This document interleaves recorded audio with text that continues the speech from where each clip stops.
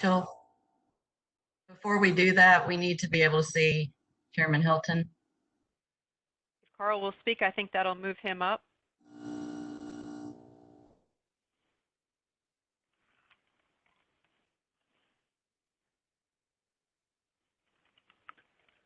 He's showing on the grid, but he's not showing with a picture. I think he's got the video muted. Carl, could you please turn your video on?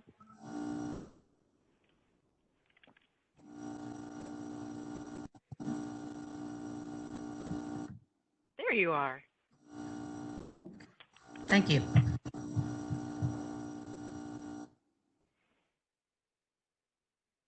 All right. Terry, would you turn your video off, please?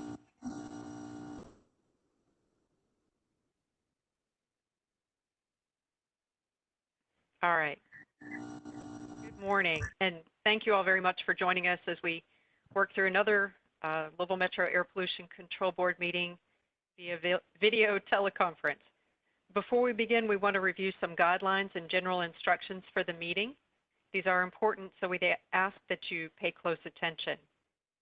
We have two formats for participation, a Webex event online, as well as by phone only. We will do our best to facilitate a smooth meeting with public participation, but we do ask for your patience. This is new for a lot of us.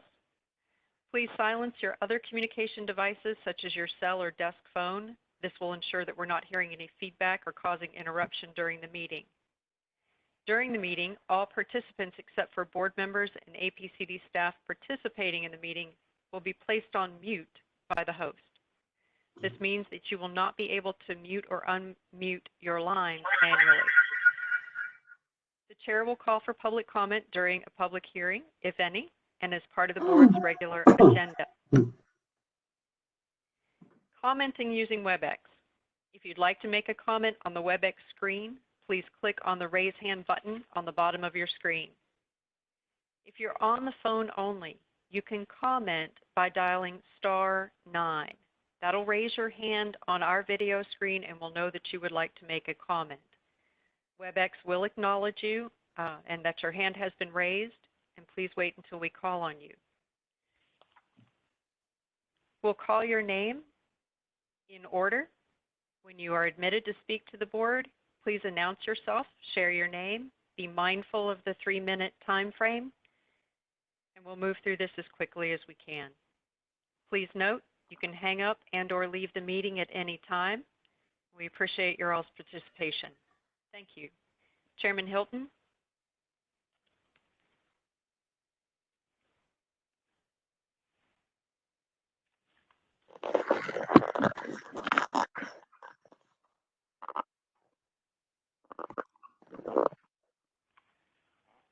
Hey, Carl. Carl, yes. We're up to you. Could you, there you are. Is that better? A little bit more. That's much better. Okay. This public hearing by the Louisville Metro Air Pollution Control Board is called to order and is being held pursuant to KRS Chapter 77 and district regulations. Notice of this hearing has been published pursuant to state law. This public hearing is held by video conference due to the coronavirus outbreak. Instructions on making written and oral statements by video teleconference has been distributed to everyone. All statements must be presented today. Statements should be concise. All statements will become a part of the hearing record. There is 1 amended regulation and 2 agreed board orders to be reviewed today. Would the staff please present the district regulations 1.06, source self-monitoring, emission inventory development and reporting, version 10. Mr. Gary. Thank you, Mr. Hilton. Chair, members of the board, the district brings for your consideration amendments to Regulation 1.06, stationary source self-monitoring, emissions inventory development, and reporting. These changes would become version 10 and were made necessary by the area's designation as marginal non-attainment for the 2015 Ozone National Ambient Air Quality Standards, or NAAQS, by US EPA in 2018. Pursuant to the Clean Air Act, all non-attainment areas must require all sources of ozone precursors, nitrogen oxides or NOx, and volatile organic compounds or VOCs to report emissions. The only exemption allowed is for sources emitting less than 25 tons of each when taken by itself. This requirement is contained in a new proposed Section 6 to the regulation. Other changes include a new provision in Section 3 allowing the district to request any additional information required. This provision was added to allow the district to request additional information such as monthly production and throughput data, which may be needed to verify emissions and calculate additional measures required by US EPA, such as tons per ozone season day emissions. Other minor conforming amendments are proposed as well. Comments were received from US EPA, GLI, and Kentucky Paint Council. Those comments are addressed in a comment response document distributed to all board members and posted publicly to the docket this morning, sorry. The district recommends the board adopt the amendments to Regulation 1.06. Thank you for sharing the final copies of the amendments to Regulation 1.06 to the board members yesterday. Thank you very much. Mrs. Hampton, has anyone from the public registered to make a statement? No, Mr. Hilton. Has anyone from the public submitted a written statement? 3 written statements were received from US EPA, Greater Louisville Inc., and Kentucky Paint Council. Those are addressed in the comment response document posted to the web and shared with the board members. Okay. Are there any other statements from the public? If so, please raise your hand and Mrs. Hampton will be calling on you.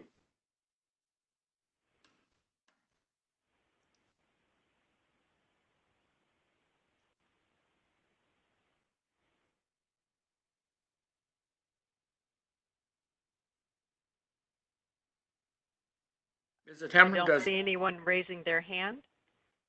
Okay. Are there any questions by the board? Hold on one second. Okay. Andy says there are 9. Okay. Are there any questions by board members? We need to let the public ask the question. Yes, please. Okay. Are there any comments or I think any from the public? the district is going to unmute people so they can Okay. ask their questions, I believe. But Andy, I apologize. I'm not seeing any. Oh, Rachel, I need to apologize. That was a typo. Instead of 9, I meant to type none. There are okay. none. We can move on to board members. Board members have any questions then? Thank you. Are there any questions by board members? No. Well, I do have one question for Mr. Gary. When I was reviewing this amendment, it seems like Section 6, you added a new paragraph, and Section 7 was actually part of Section 6. Is that right? The official certification by the Yes. official, yeah. There were 6 sections previously. What is now Section 7 was previously 6. Section By 6. including Section 6, I just bumped former Section 6 down to Section 7 now. Okay, very good. Just cleared on. I just wanted. The red line strikeout is not always that easy to make sense of. Thank you very much. Would the staff please review the 2 agreed board orders with the Claritin Corporation? Mr. Gravati? Thank you, Mr. Hilton. The district brings for the board's consideration 2 agreements with the Clariant Corporation, which operates 2 specialty chemical plants pursuant to Title V operating permits, one in the city's Park Hill neighborhood and another on Crittenden Drive near the Louisville Muhammad Ali International Airport. The district alleges that Clariant failed to perform a stack test as required in their Title V permits. On September 30th, 2019, the district completed a full compliance evaluation for the company's South plant. During the review, the district discovered the company had failed to perform required stack tests on representative control equipment during the 5-year permit term that had ended in April of 2019. A similar review for the West plant determined that the required testing had not been performed during the permit term that ended in July of 2019 for that facility. The control devices requiring tests are for particulate matter, which includes metal, hazardous air pollutants, and toxic air contaminants. Since receiving the notices of violation in late 2019, the company has been working to update emissions calculations and submit plans to test. They have selected a testing company and plan to have the testing conducted this summer. The company has agreed to pay penalties of $45,000 for the South plant and $40,500 for the West plant to resolve these notices of violation. The district recommends the board adopt the orders as proposed. Thank you. Mrs. Hampton, has a representative of the company registered to make a statement or comment? No, Mr. Hilton. Mrs. Hampton, has anyone from the public registered to make a statement? No, sir. Has anyone from the public submitted any statement regarding this? No, sir. Are there any other statements from the company or the public?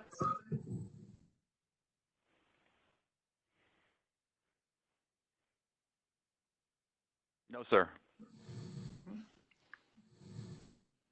Does anyone else wish to speak? Can I ask a question? This is Steve. Yes, Steve. How often were they required to do the stack testing during the permit period? Just once? So they have a multitude of very similar equipment, and they were required to test what we considered representative devices. So one device that might represent several others by make, model, and bag type. They were required to do that once during the 5-year term for multiple pieces of equipment. And they did not test any of the equipment in the last 5 years when the permit was active. Okay, but just one time was required testing. One time was required, but multiple pieces of equipment. Right. All right, thank you. Let's finish up with the public questions. If there are any, Dr. Coburn, you may be on mute. If you want to unmute your line, I understand you may have had some trouble asking questions earlier, but we will come back to you if you have some questions. Rachel, if we can finish up the public portion, have any comments? If anyone would like to make a comment, please raise your hand using the chat button on the bottom of your screen or by dialing *9 on your phone. This is just for comment on the ABOs right now. I have a question. Can you hear me? We can hear you. Can you wait until the board member portion? We'll come right back to you. Okay. Thank you. I do not see any hands raised. Andy, can you confirm that, please?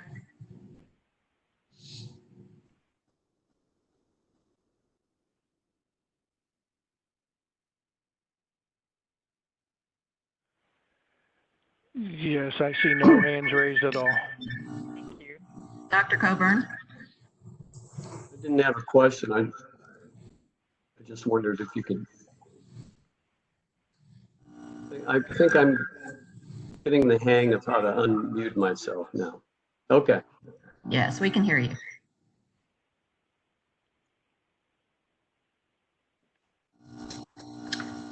Chairman Hilton, we can go back.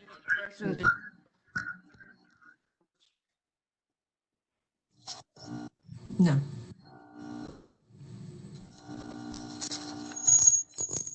Okay. There have been no further statements or questions. This public hearing is adjourned. I will now call the regular meeting of the Louisville Metro Air Pollution Control Board to order. Due to the coronavirus outbreak, we are conducting the monthly May board meeting today by video teleconference. First thing on the agenda, we'll call to order. I will conduct a roll call of all board members that are present on this teleconference. When I call your name, please say here or yes. Dr. Colbert, Here. Steve Sullivan. Here. I know Steve's here. Can you hear me? Abby Gilbert.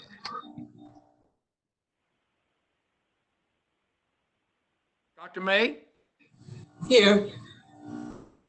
Candace White. I'm here. Thank you.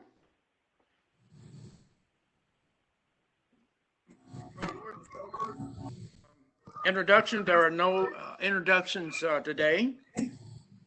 Recognitions, there are no public recognitions. We will move on to the approval of minutes.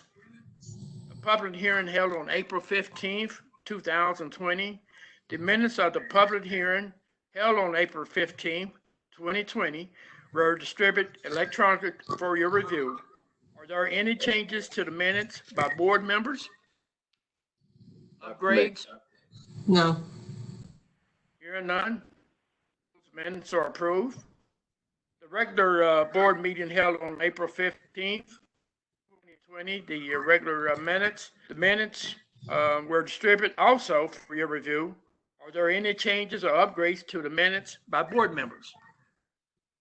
Not for me. None for me. Hearing none, those minutes stand approved. We also had the policy committee meeting held on April 15th.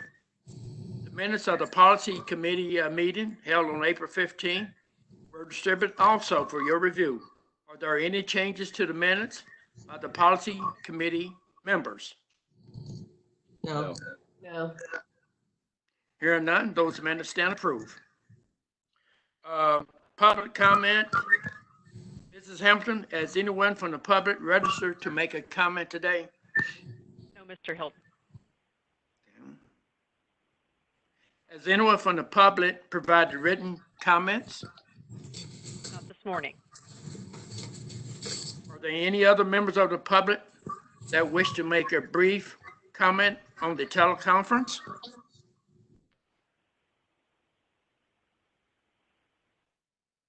Please raise your hand via the teleconference if you wish to make a statement.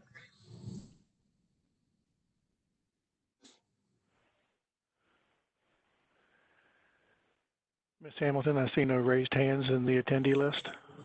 Thank you, Andy. Okay. Does anyone else wish to speak?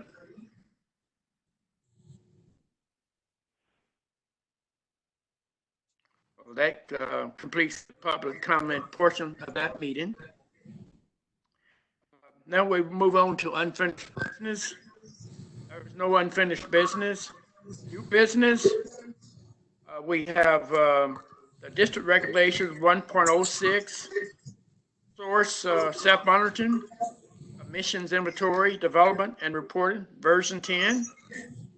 The district has recommended that we adopt district regulations 1.06, source self-monitoring, emission inventory, development and reporting, version 10. Is there a motion from the board members to adopt this agreement? So moved. Second by Mr. Hamilton. Any discussions? Did we have a second? I know we had Steve Sullivan move to adopt. I second. Thank you. Can move on to discussion if there's discussion. Is there any discussion regarding this? We will have a roll call on the adoption of the regulations 1.06. Please say yes if you wish to adopt or no if you do not want to adopt. Steve Hamilton? Wish to adopt, yes. Steve Sullivan, yes. Dr. Colbert? Yes. Abby Gilbert? I'm Dr. here. May? Yes, move to adopt. Candace White? Yes. And Carl Hilton also votes yes. We'll move on to the agreed board orders 20-01 and 20-02 with Clarendon Corporation. The district has recommended that we adopt the agreed board order 20-01, 20-02. Is there a motion to adopt the agreed board order? So I moved. A second. Steve? And we also have a second. Yes, Dr. Coburn moved. Okay. Any discussion? No. We will not. Okay. We will now have a roll call vote on the adoption of the orders. Please say yes if you wish to adopt, or no if you do not. Steve Sullivan?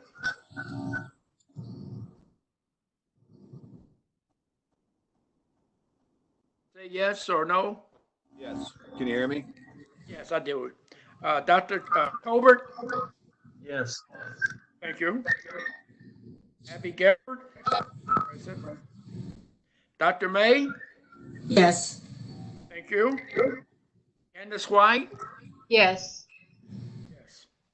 And Carl Hilton also voted yes. Thank you very much.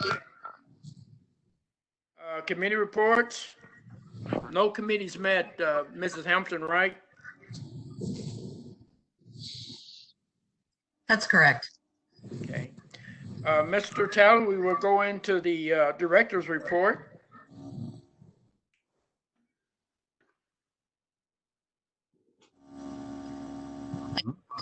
Board members may want to mute their line during the director's report. Okay.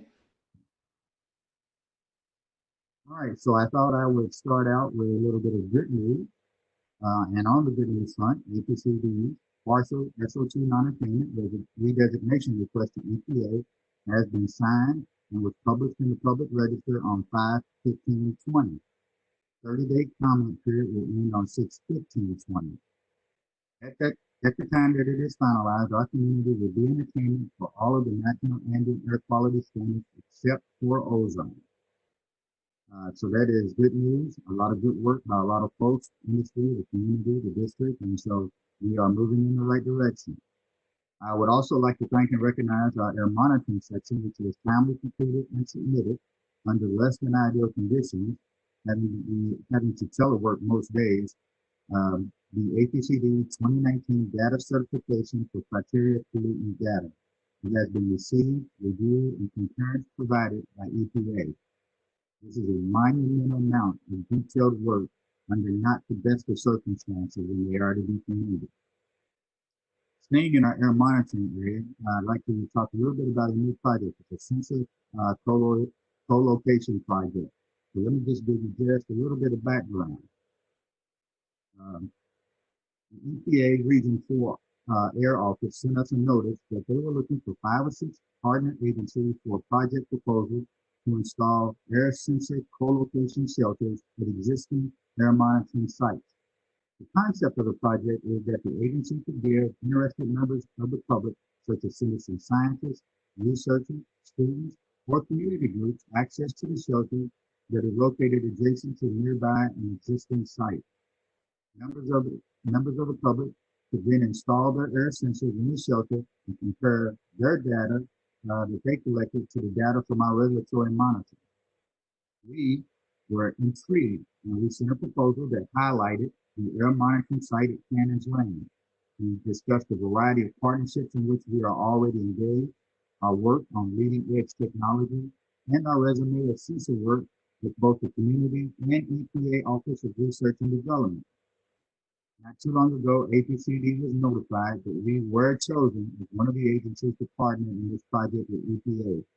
There will be more details to come, but for now, EPA will be sending us a shelter for installation at Cannons Lane site intended for low-cost sensor testing. So, as I've mentioned several times, we continue to look for those opportunities to partner with the EPA and to bring new research to the Louisville area. And so this is just another example of that.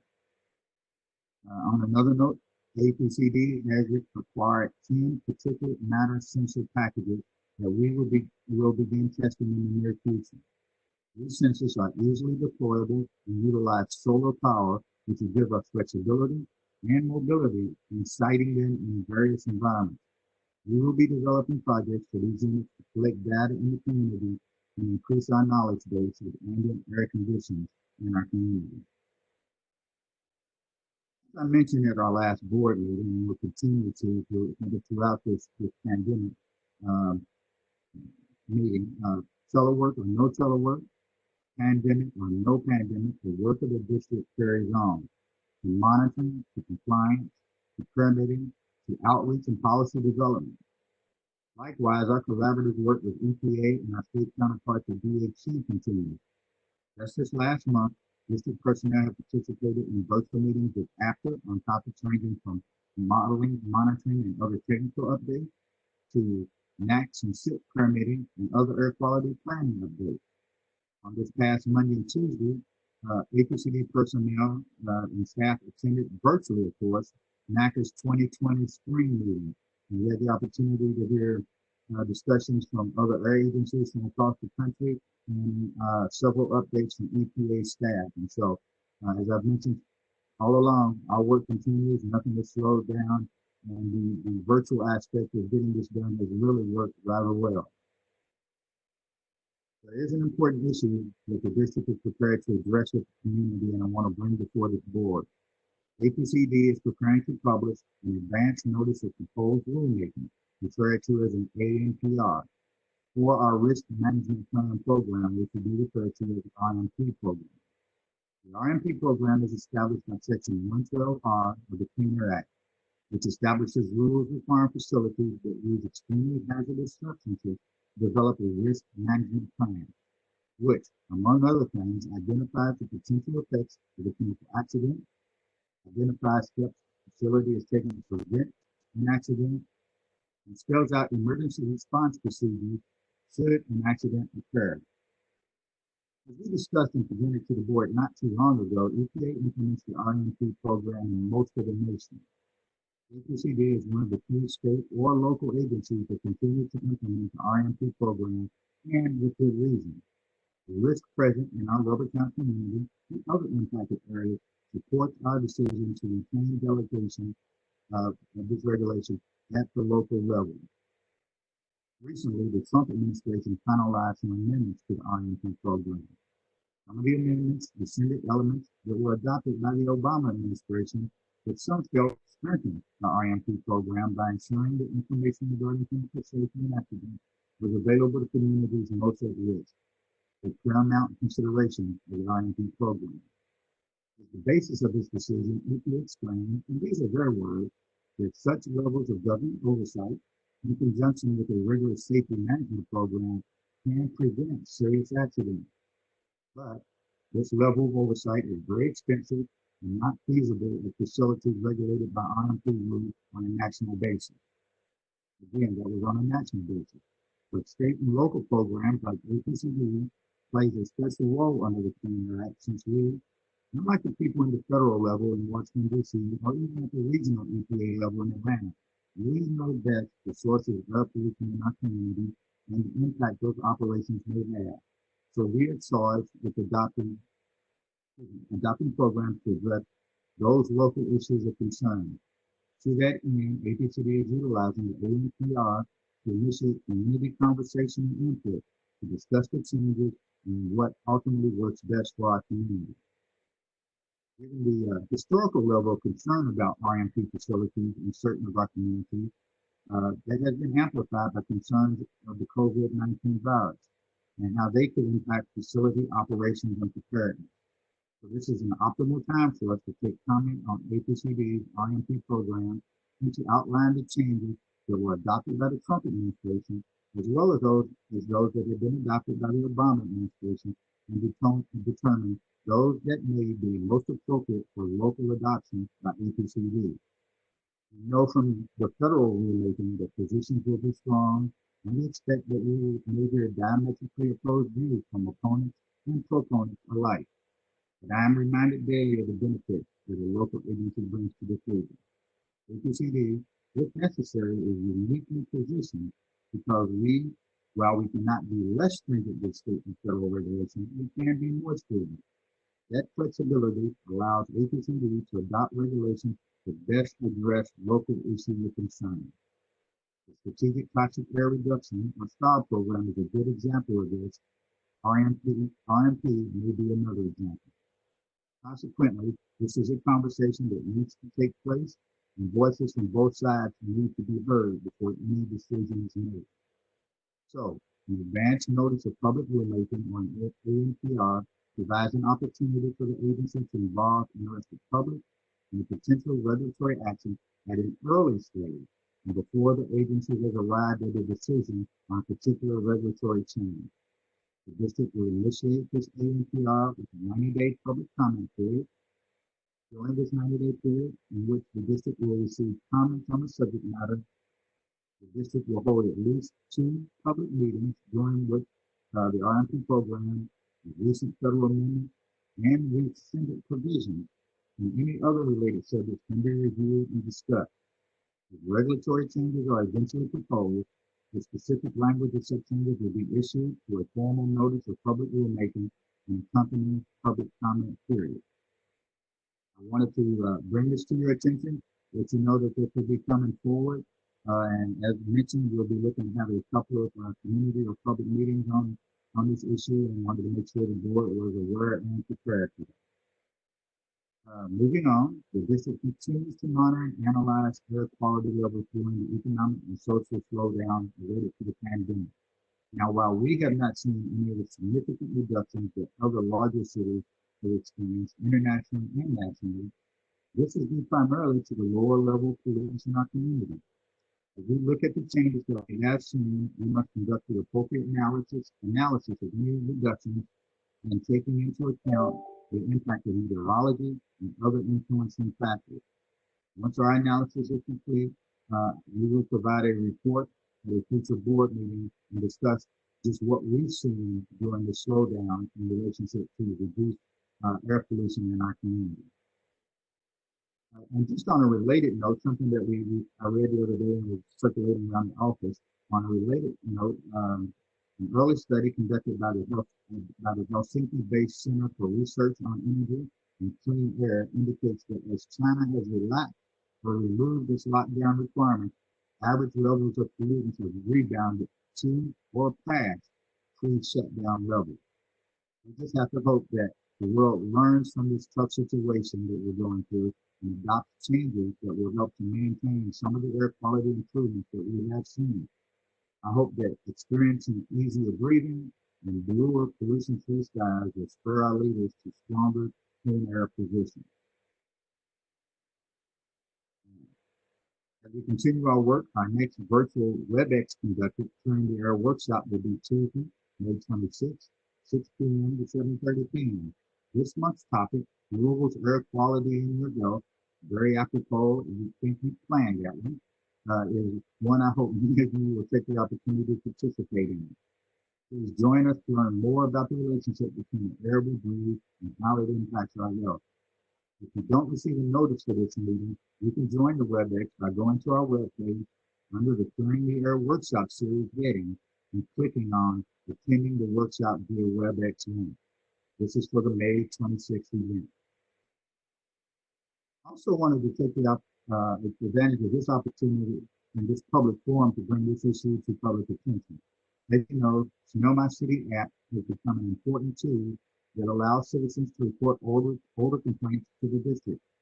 However, some people are still using an older version of the app that does not adequately communicate location, which hinders our investigation. There is a newer version available that does a much better job of providing the location of the report. And so we ask that if you are still using the older version, please update your app, and that will help us conduct better investigations of your complaint. As of this past Monday, and Steve and I spoke a little before the meeting about this, Metro government has begun some phased reopening of Metro offices and facilities. New guidelines for staff returning to the office environment have been established by Human Resources, and they require, among other things, that each employee sign in. They will be required to answer current health assessment questions and either have check their temperature or do it at the time they check in to make sure that no one has a temperature over 100 degrees.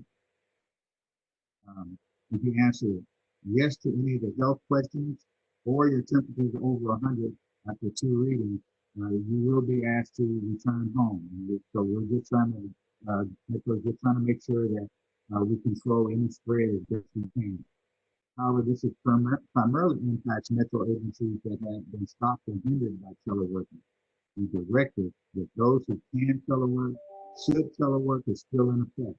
Therefore, APCD will continue its current teleworking protocol and will incorporate the new guidelines for those limited APCD staff that are coming into the office. And then some news and notes quickies.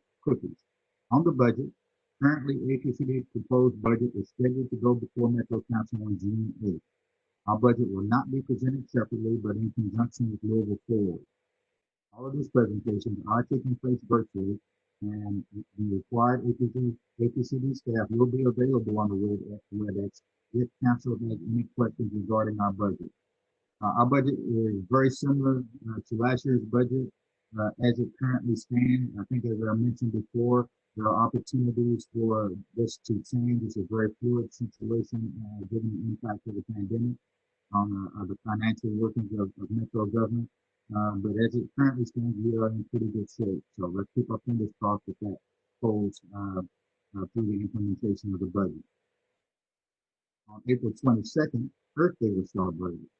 In honor of this climate action plan today, an Earth Official on the Facebook Live event released Louisville's greenhouse gas emissions reduction plan and the Prepare Louisville Climate Adaptation Plan, both of which will reduce our city's contribution to climate change and increase resilience to extreme weather events and other climate change impacts.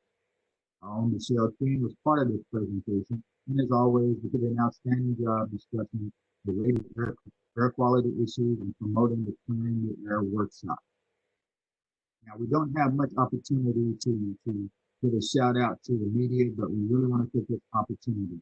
Ryan Van Gelser, the environmental reporter for WFPL, won an Edward R. Murrow Award for his Big Rubbertown series that he did last year. It was a big series that accurately portrayed the complexity of reducing air pollution while still allowing key industries to function. And again, as always, I always want to keep the board apprised of any communications I have with council or the community. And so in that vein, I have met with Councilman David James and communicated with council members Dorsey and Green and the Shelby Park neighborhood, primarily to let them know a few things. We know that APCD is still performing our operational duties, that the air is still being monitored, permits written, community investigations for odor, dust, open burns conducted, and compliance and enforcement taken as needed. For us, it really is business as usual. There was a concern that Rubbertown facilities might be compromised during the pandemic.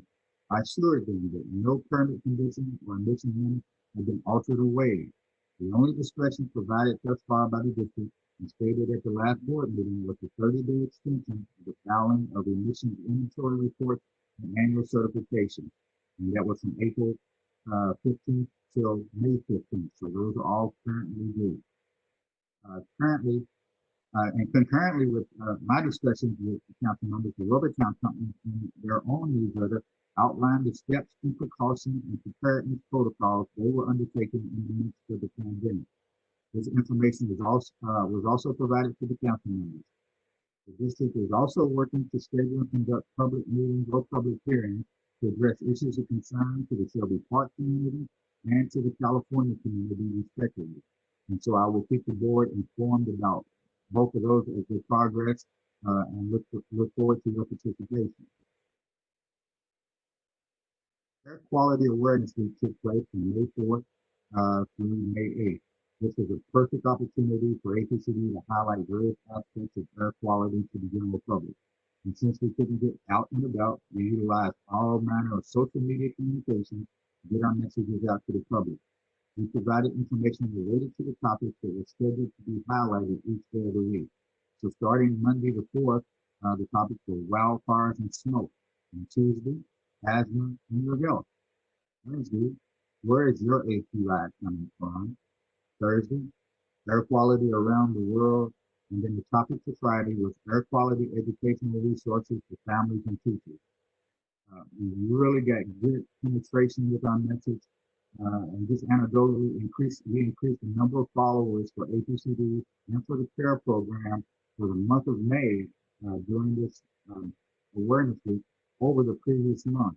And we got a lot of retweets, and most importantly, those retweets and that penetration came from a lot of different areas across the community. So very happy about that. I think it turned out well in terms of getting the message out, bringing some new people to the table. So really good work from all of our outreach and communication staff in making that happen.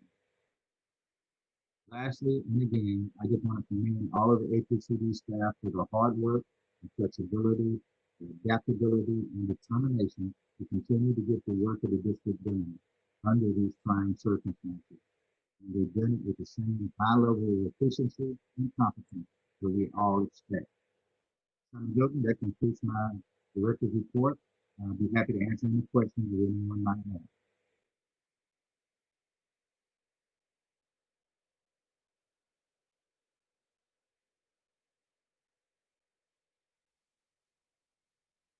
Mr. Taylor, I have one question. Did you mention that the emission inventory was extended to June 15th, or was that May 15th? May 15th. So it's already been submitted. Most of the companies have submitted their emission inventory report. The extension was from April 15th till May 15th. Okay, thank you. Any other comments or questions from any of the board members? If not, thank you. We will move on to the air quality data.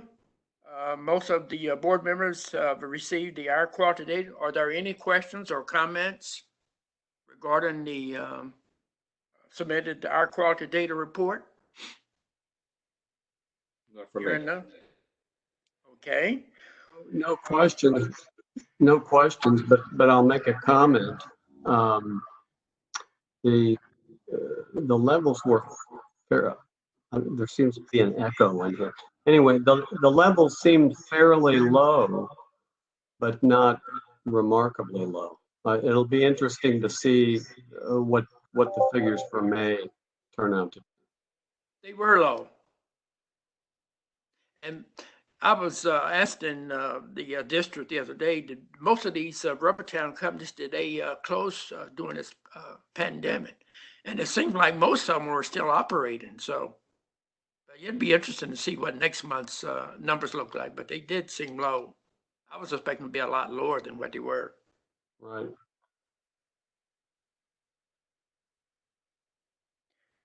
Any questions regarding the enforcement status report? Excess emission report.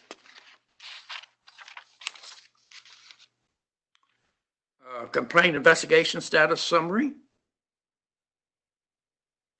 All these reports were distributed electronically. Are there any questions by board members on any of these reports? Hearing none, I do have one question I'd like to ask the district or Mrs. Hamilton. I did forward the proposed agenda to a lot of my friends and some of the sororities and fraternities, and I got back, received 2 emails, and they wanted to know, how does a public hearing different from a public meeting? That's a very good question. I'm very glad they asked that. I wasn't aware what they were, what the difference was. So maybe you can enlighten me so I can share the information with them. Thank you. A public meeting is a more informal meeting where the public may ask questions. A proponent of a permit or an action by the district may also be there and provide some background information. It's a place where we're really talking about a project. When we have a public hearing, it's for an agreed board order, typically a regulatory program, or on a permit. That's a formal action by the district, and we are collecting public comment. The board doesn't participate in that other than that they're the host, so they're not taking action. It's really for the district to create a record of the public's position on one of those proposed actions, and then to inform the board following that opportunity for public comment. for permits and regulatory actions. Those comments are typically included on the permit side in a full response to comment document that the district issues at the time that it makes a decision. It's a little bit different with our regulations since the board is here for that public hearing. Okay. The big distinction is public hearings are formal, public meetings are informal. And we're really having a conversation at that point. Okay. So, what you said, I guess an agreed board order usually includes a monetary penalty. Is that true? They may. Okay. The ones that come before the board, Mr. Hilton, the agreed board orders that come before the board on an enforcement matter usually involve a civil penalty in excess of $5,000. Okay. Or it's an enforceable agreed order like the one we did last month for Louisville Gas and Electric. And Ms. Dott, if you have anything to clarify on that, that would be helpful too. No, I would just add, public hearings are authorized by our regulations. They are required in certain events that Ms. Hamilton just mentioned. It does create a formal record. All of that comes before our board. Okay.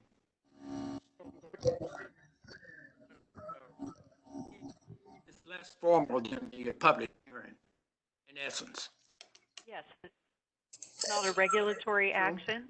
Okay. It's really more of a conversation.